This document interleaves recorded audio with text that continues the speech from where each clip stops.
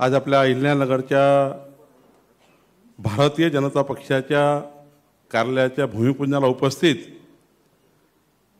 आपले सर्वांचे नेते, महाराष्ट्राचे लोकनेते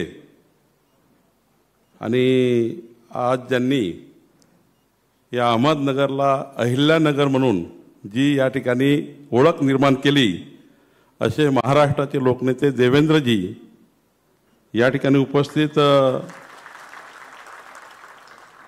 उपस्थित भारतीय जनता पक्षाचे आपले कार्याध्यक्ष माननीय रवी चव्हाणजी, आपले पालकमंत्री विखे पाटीलजी, आपले सभापती राम शिंदेजी, शिवाजीराव कर्डिलेजी, मोनिकाताई राजळेजी, विक्रमसिंग पाचपुतेजी, वैभवराव पिचडजी, लक्ष्मण सावजी, विजयराव चौधरीजी, नितीन दिनकरजी, दिलीप भालसिंगजी या ठिकाणी उपस्थित व्यासपीठावरचे अनेक मान्यवर, सर्व नवनियुक्त मंडळाध्यक्ष, आपले माजी मंडळाध्यक्ष, सर्व जिल्ह्याचे पदाधिकारी, उपस्थित सर्व शक्ती केंद्र प्रमुख, बंधू आणि भगिनी, खरं तर आज अहिल्यानगरकरता, महाराष्ट्राकरता महत्त्वाचा दिवस आहे। आज माननीय पुण्यश्लोक अहिल्याबाई होळकर यांच्या 300व्या जयंती उत्सवानिमित्त माननीय देवेंद्रजींनी राम शिंदेजी यांच्या विनंतीनुसार, विखे पाटील साहेबांच्या विनंतीनुसार या महाराष्ट्राच्या अनेक लोकांच्या हृदयात जे होतं की आपल्या मंत्रिमंडळाची बैठक ही अहिल्यानगरमध्ये व्हावी, चौंडीला व्हावी, आणि मी भारतीय जनता पार्टीच्या महाराष्ट्राच्या सर्व कार्यकर्त्याच्या वतीने देवेंद्र यांचा आभार मानतो।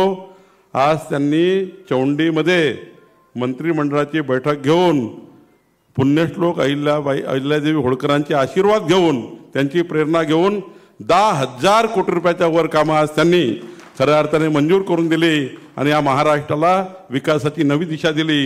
म्हणून एकदा भारतीय जनता पार्टीतर्फे आपण माननीय देवेंद्र यांचं जोरात टाळ्या वाजवून स्वागत करू, त्यांचे या ठिकाणी अभिनंदन करूया। खरं तर या ठिकाणी जास्त वेळ नाही आहे, पण आज या ठिकाणी आपल्या भारतीय जनता पक्षाचे प्रत्येक जिल्ह्याचे कार्यालय व्हावे ही भावना आदरणीय देवेंद्रजींनी नेहमीच पक्षाचा अध्यक्ष म्हणून मला आणि आमच्या कोर कमिटीला, आपल्या सर्वांच्या जिल्हाध्यक्षांना नेहमीच सुचवली। आज याची सुरुवात झाली आहे।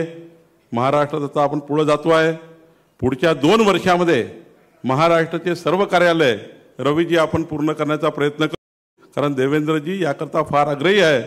कारण महाराष्ट्रातला येणारा प्रत्येक जिल्ह्यातला व्यक्ती, कार्यकर्ता आपल्या कार्यालयात जर आला तर निश्चितपणे त्या कार्यालयातून त्याला न्याय मिळतो।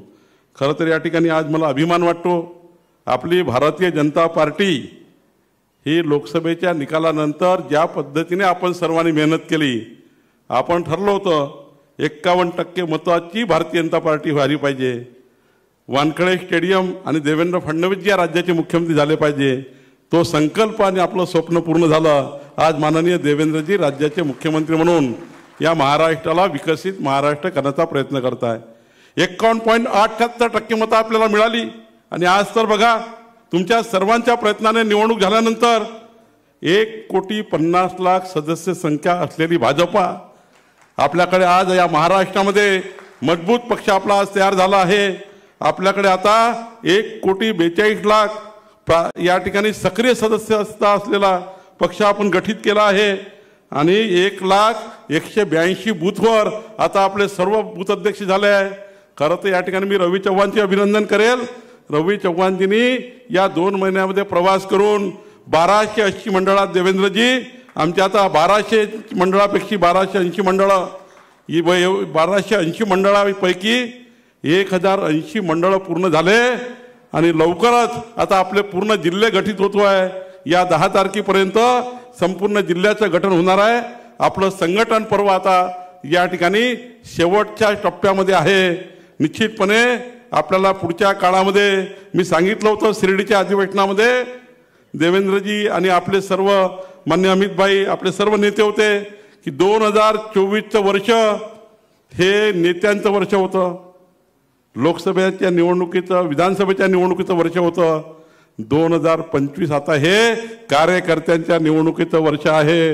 आणि आपला आज बघितला असाल, आज जो निकाल आलाय सुप्रीम कोर्टाचा, देवेंद्रजी बोलतील, पण आपल्या सुप्रीम कोर्टाच्या आजच्या निकालाचं अभिनंदन करत असताना 27% ओबीसी आरक्षण हे सुप्रीम कोर्टाने कायम ठेवलं आणि हे करत असताना खऱ्या अर्थाने मी आता आपल्याला सांगतो 13,000 कार्यकर्त्यांना निवडणुकीला समोर जायचं आहे. महायुती आपल्याला निवडणूक लढायची आहे महायुतीमध्ये. पण हे करत असताना माझी विनंती आहे, आता इथनं देवेंद्रजी आज या मेळाव्यातनं खऱ्या अर्थानं आपल्याला या महाराष्ट्राला उद्बोधन करतीलच, पण आजपासून आपल्याला निवडणुकीची तयारी सुरू करायची आहे. आजपासून आपल्याला निवडणुकीची तयारी सुरू करायची आहे. आणि आपल्या महाराष्ट्रातल्या सर्व महानगरपालिका, सर्व जिल्हा परिषदा, सर्व पंचायत समित्या, सर्व नगरपालिकामध्ये भारतीय जनता पार्टी आणि महायुतीचे आपले सर्व लोक निवडून आले पाहिजे, याकरता कामाला लागायचं आहे. एवढंच या ठिकाणी मी सांगतो. आणि माननीय विखे पाटीलजी, राम शिंदेजी, आपण जे कार्यालयाची सुरुवात केली आहे, हे कार्यालय जसं रवी चव्हाणजींनी सांगितलं 2 वर्षात आपण हे कार्यालय पूर्ण करायचं आहे. आणि नगरचं कार्यालय जे डिझाईन केलं आहे, अत्यंत चांगलं डिझाईन केलं आहे विखे पाटीलजी. यामध्ये आपण स्वतः आणि राम शिंदेजींनी आणि आपल्या व्यासपीठावरच्या सर्व आमदारांनी, जिल्हाध्यक्षांनी लक्ष टाकावं. आणि 2 वर्षानंतर माननीय देवेंद्रजींच्या हस्ते आपण पुन्हा या कार्यालयाचं उद्घाटन करू. मी या ठिकाणी आपल्या सर्वांना शुभेच्छा देतो आणि माझे 2 शब्द संपवतो. धन्यवाद.